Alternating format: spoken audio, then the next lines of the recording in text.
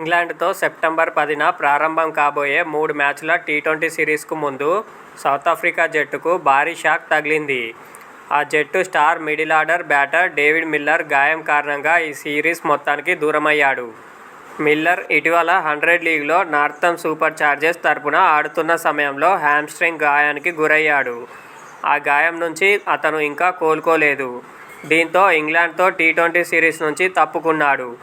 ఈ విషయాన్ని cricket South Africa అధికారికంగా ప్రకటించింది. అయితే మిల్లర్కు ప్రత్యామ్నాయ ఆటగాడిని మాత్రం ప్రకటించలేదు. ఇంగ్లాండ్ సిరీస్లో ఆ జట్టు 14 మంది సభ్యులతోనే కొనసాగనుంది. మిల్లర్ తాజాగా ఇంగ్లాండ్తో జరిగిన వన్డే సిరీస్లోనూ ఆడలేదు.